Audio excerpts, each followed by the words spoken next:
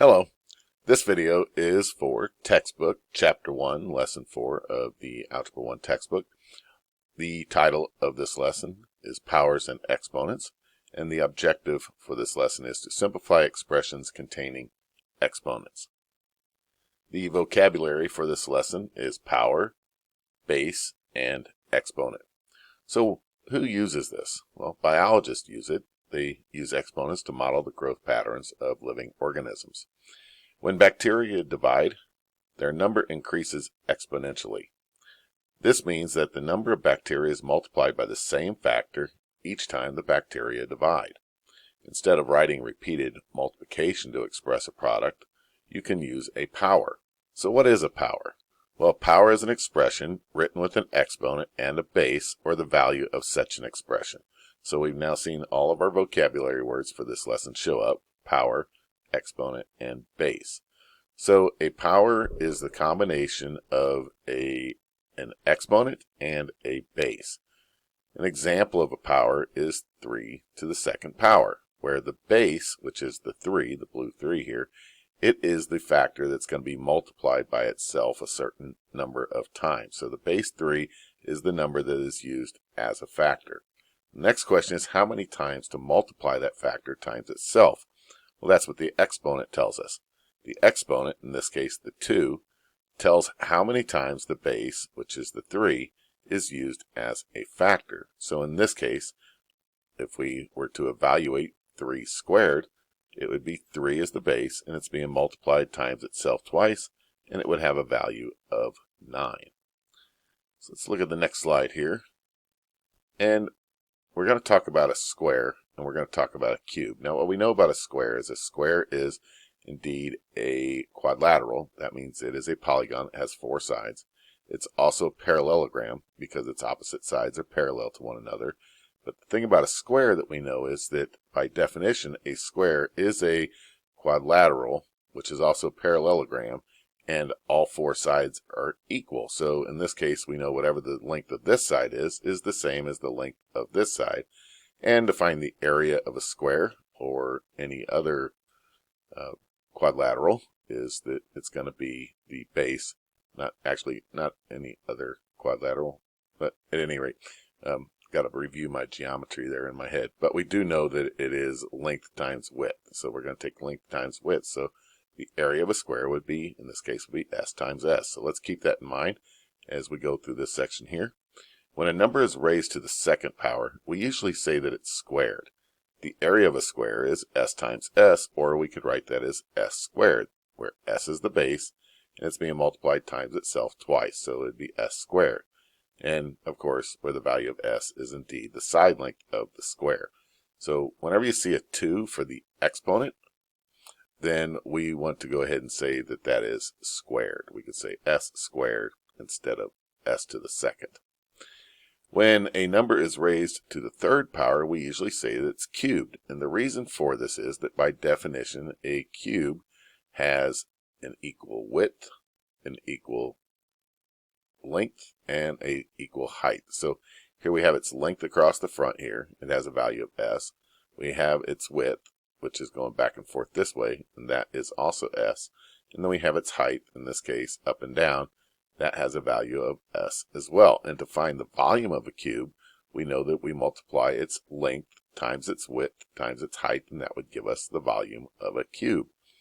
So again, here it is. The volume of a cube is s times s times s, where s is the side length. So we could rewrite that as s to the third, because the base is s. We see that here is the base, and it's being multiplied times itself 3 times. So we have the exponent of 3.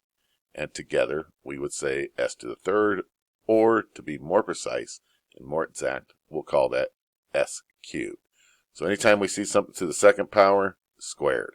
Whenever we see something to the third power, cubed. So let's look at the next page here in example 1, writing powers for geometric models. Write the power represented by each geometric model. Well, we have 3 rows of 3 dots, and we have 3 rows of 3 dots. So that's 3 by 3, right? So the factor 3 is used 2 times. I'm kind of not confused, but distracted because I'm wanting to say this a different way. I would say since the width of it is 3 units or 3 dots, and the height of it is also 1, 2, 3 dots, then its length and its height are both have the same value of 3 dots or 3 units in this case. So it'd be 3 times 3, and 3 times 3 we could list as 3 squared. And notice the 9 dots that 3 squared equals can be arranged into a square. For example B, here we have a cube. We notice that it's 1, 2, 3, 4 units across, or we could say its length. Its width, or its depth, you might say, is 1, 2, 3, 4 units. And then its height is also 1, 2, 3, 4 units. So we have a 4 by 4 by 4 cube. So we see here 4 by 4 by 4. So the factor is 4. It's used 3 times. So we could say 4 to the third, or to be more precise, we could say 4 cubed. In our check it out, write the power expressed by the geometric model. Well, in this case, I have 2 units wide and 2 units tall. So that's going to be 2 squared, right? Because we have 2 times 2, and that equals 2 squared. And indeed, it does make a square.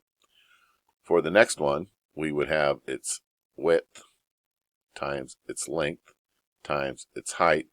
So we would write this as x times x times x 3 times. So it's going to be to the third. X is the base, the number being multiplied, or the factor that's being multiplied 3 times. And since 3 times, we write that with an exponent of 3. Now, what about exponents that have a value greater than 3? What about 4? Or what about 5? Do we have special names for those? Well, here we see that there's no easy geometric model for numbers raised to exponents greater than 3, but you can still write them using repeated multiplication or as a base and an exponent. So here we just have 3, and that's equal to 3 to the first, right? If we just had 3 as a factor once, it would just be 3. Here we have 3 to the second, or we say squared. Here's 3 to the third, or we could say that it's cubed. And whenever we get to 3 to the fourth, a 3 to the fifth, a 3 to the sixth, we're just going to write it as 3 to the fourth, 3 to the fifth, and that's the way we pronounce it also. We would say 3 to the fourth, 3 to the fifth. The reason for this is that in the world we live in a three-dimensional world. We have length, width, or we have length, depth, and we have height, or how wide is something, how deep is something, how tall is something, right? And so we don't really have 4 dimensions in our world. If you could figure out the 4th dimension, you wouldn't be taking this class. You'd be doing something else. And you'd be making a whole lot of money if you could explain the 4th and the 5th or the 6th dimensions and what the names for those would be. We call 2nd dimension, we call that it's squared. 3rd dimension, we say that it's cubed. Interesting thought. What would we call the 4th dimension? So in example 2, evaluating powers, we have a caution here. It says in the expression -5 squared, 5 is the base because the negative sign is not in the parentheses. So we see here that we don't have a parentheses around the -5, but up here we have parentheses around the -2. And we'll talk about how does that affect how we handle applying an exponent to a base if it has a negative sign and if it does or if it does not have parentheses. You see, in the expression -2 in parentheses cubed, -2 is the base because of the parentheses. So keep that in mind as we go through this. So simplify each expression. For example A, it has the quantity of, in parentheses in math, if you use the words the quantity of, then it kind of helps clear it up a little bit. So the quantity of -2 cubed, so that would be -2 times itself 3 times. So -2 times -2 times -2. Well, we know that a negative times a negative is a positive, and then if we multiply that positive times another negative, we'd be back to a negative again. So we know our answer is going to be negative. 2 times 2 is 4. 4 times 2 is 8. So our answer would be -8. Now, however, in example B, they explain it another way than I would, but I'll go ahead and explain it their way, and then I'll give you my thoughts on it. So here they say that -5 squared. Well, they want you to think of the negative sign in front of a power as multiplying by -1. So they list the -1 here. And then they say to find the product of the two 5s. So we have 5 times 5, right? 5 squared. So 5 times 5 is 25. Now they want you to go ahead and multiply that -1 that you were thinking of, the negative sign representing, multiply it times the positive 25, and you would get -25. Now, the way that I would explain this is, since we don't have parentheses to say the quantity of, like here we could say the quantity of -2 cubed. Here we don't have those parentheses, so we could say -5 squared. Or think of the negative sign as the phrase the opposite of. The opposite of 5 squared. Well, what is 5 squared? Well, 5 squared is indeed 25. Now, but we don't want 5 squared. We want the opposite of 5 squared. So it would be the opposite, 25. So if you think of it that way, in this case, another way to say this is that the exponent applies to everything inside of the parentheses if there are parentheses. So here, the 3, the exponent 3 would be applied to the entire -2. Here, we don't have parentheses, so the exponent of 2 would only be applied to what immediately precedes it, if that's the word. What comes right before it? There's another way. So what comes right before it? Just the 5. We're not going to apply it to the negative sign. We're just going to do the opposite. We're going to take 5 squared and get 25, and then do what's the opposite of 25? -25. So another way you can think of it is that. Now C also does it differently than I would do it. They say, let's take 2/3, the quantity of 2/3. There, see how I use parentheses there? The quantity of 2/3 squared. So that means 2/3 times 2/3. And we know whenever we multiply straight across. 2 times 2 is 4. And 3 times 3 is 9, so we have 4 9s. But think of it this way. Up here in example 1, I basically said that the exponent applies to anything inside the parentheses. If it's inside the parentheses, apply the exponent. So let's go ahead and do that. Let's go ahead and do 2 over 3, and we're going to put it in parentheses, and we're going to say we're going to square it. Now, let's go ahead and apply the power of 2 to everything inside the parentheses. Well, what's inside there? There's a numerator and there's a denominator. So let's go ahead and apply that exponent of 2 to both the numerator and the denominator, and then we can simplify it from there. 2 squared is 4, and 3 squared is 9. We still come to the same 4 9s. So however you want to do it, whether you want to do it the way the textbook here shows it, or you think my way's better, either way. But this is a rule of exponents that we're going to get to later on, and it's probably nice to know that rule before you get there, right? So let's look at our check it out section here. We have the quantity of -5 cubed. So we know that -5 is the entire base because the parentheses is holding that negative sign in there. So this actually means -5 times -5 times -5. Well, negative times negative is going to be a positive, and then a positive times negative is going to be a negative, so I know my answer is going to be negative something. 5 times 5 is 25, and then 25 times 5 is 125. So it'd be -125. On the next one, here we don't have parentheses, so the 2 is only being applied to 6 as the base. So think of this as the opposite of 6 squared.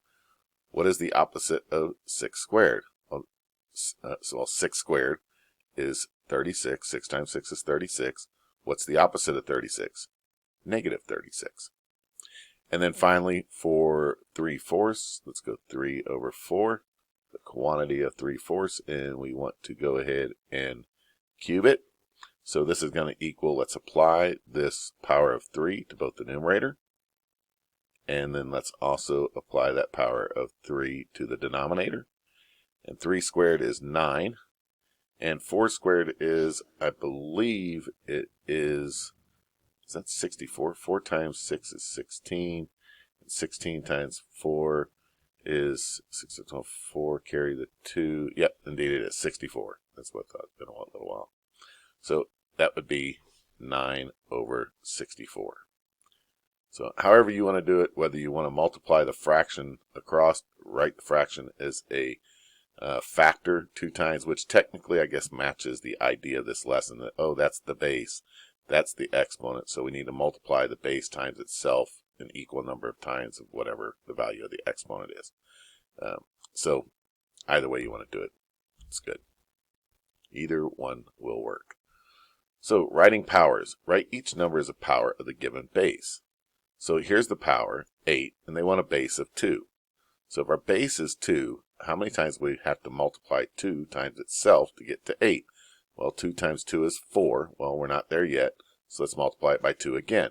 4 times 2, indeed we hit 8. So we could write the value of 8 as 2 to the third power, because 3 2s, or 2 is a factor 3 times, ends up with producing a product of 8.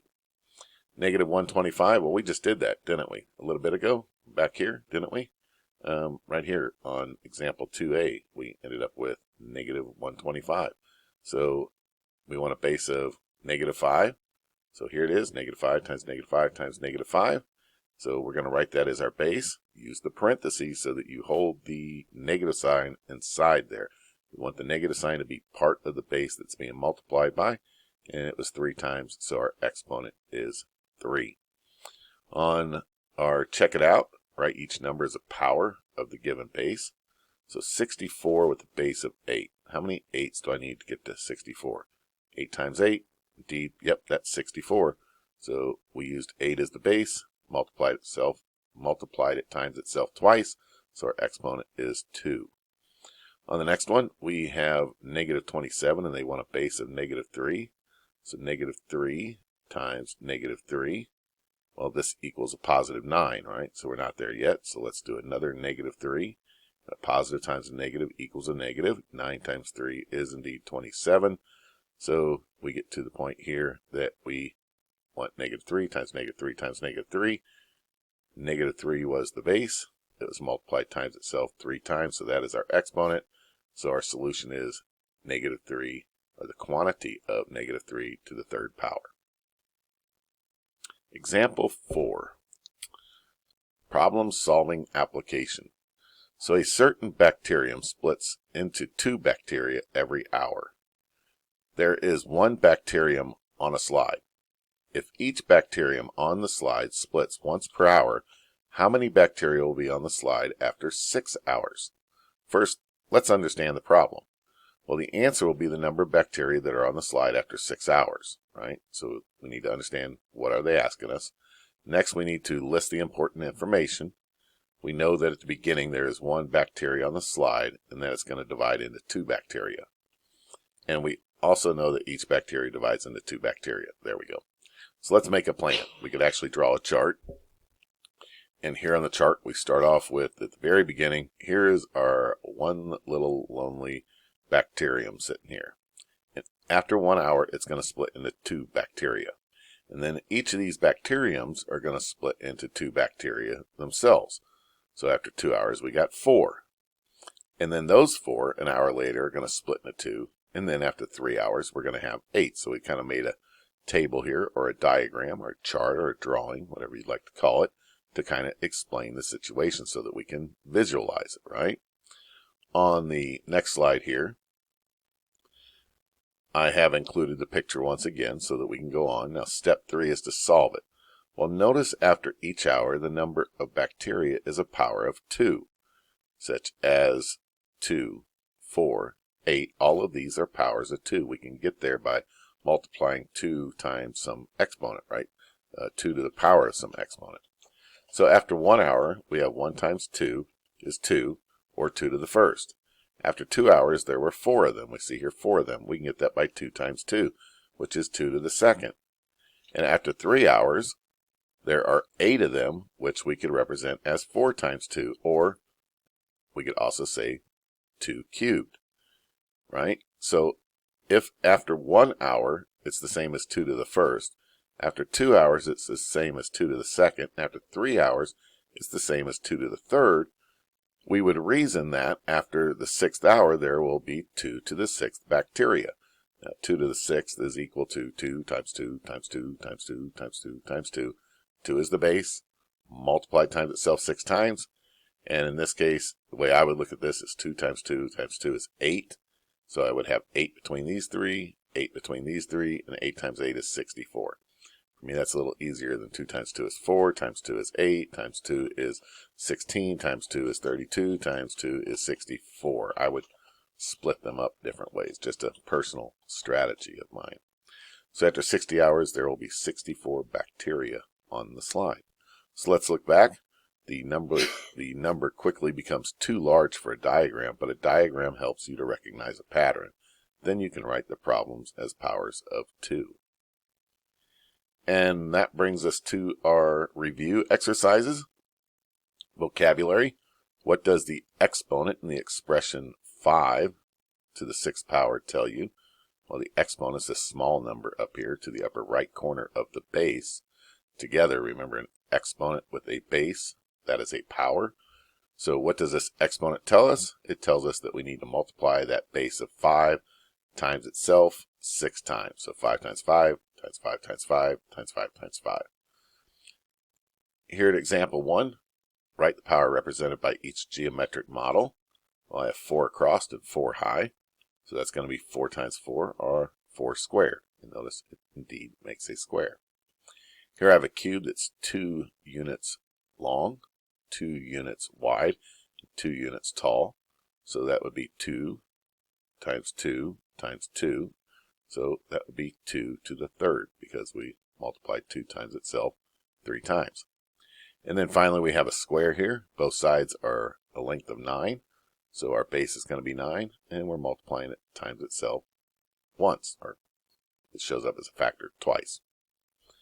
Simplify each expression. 7 squared. 7 times 7 is 49.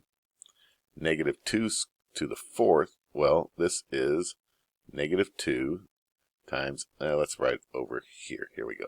This is negative 2 times negative 2 times negative 2 times negative 2. So let me show you a little strategy here. Negative 2 times negative 2. Negative times negative is a positive, right? And 2 times 2 is 4. And here we have, so that was these two here. Now here, take these two here. Again, negative 2 times negative 2 is positive 4. And then 4 times 4 is 16. I find this a little easier to do that than doing the whole this times this times this. And going negative 2 times negative 2 is positive 4, times negative 2 is negative 8, times negative 2 is positive 16. That one's about the same there. Let's skip 7. Let's go ahead and do number 8. So notice that the negative sign is not inside of the parentheses, so we're only going to apply the exponent to what's inside the parentheses. So let's just put this negative sign off to the side for a little bit. And let's do 1 over 2, or the quantity of 1 over 2, to the 4th power. Now let's go ahead and apply that exponent to both the numerator and the denominator, since they are inside the parentheses. 1 to the 4th, and 2 to the 4th. Now let's go ahead and simplify this. 1 times 1 times 1 times 1 is 1, and we know that 2 to the 4th is 16. Now, this isn't my final answer. Remember, I've got this little negative sign over here, so I need to put that negative there, the opposite of 1 over 16. Write each number as a power of the given base. Well, let's go ahead and do, let's do 9, and let's do 9 for now. So, base of 9, 9 times 9 equal 81. Indeed it does. So it'd just be 9 squared. Here we go. Let's do number 10. 10 to the base of 10. Or, I'm sorry, 100,000 to the base of 10. So let's see. 10 is the base. 10 times, I guess I could use the dot. 10 times 10 is 100. Nope. Let's go ahead and do another one. Times 10 is now 1,000. Times 10 is, what's that, 10,000? Times 10 is 100,000. So it looks like 1, 2, 3, 4, 5, 10 to the 5th power. And for a shortcut in the future, how many zeros are there? 3 plus 2, 5. So whenever you're dealing with 10, that one's a little bit, kind of a trick. It's going to be, the base is going to be 10, and The exponent is going to be equal to the number of zeros that there are. All right, we're going to go ahead and call that the last example from this one here. I guess, well, actually, I'm staring. I'm like, Mr. T, you didn't do one of those with a negative sign in it. So let's go ahead and do that. Let's do negative 64 with a base of negative 4. So I have a base of negative 4, and let's multiply it once, right? Negative 4 times negative 4 is a positive 16. So let's go ahead and do another negative 4. And 16 times 4 indeed is 64. And positive times negative is negative, so 64, negative 64. So we have gotten to the power of negative 64. We used a base of negative 4. How many times do we use it? 3 times. So that's going to be the quantity of negative 4 cubed. All right. And now that officially concludes all of my examples for textbook Chapter 1, Lesson 4, Powers and Exponents. Thank you.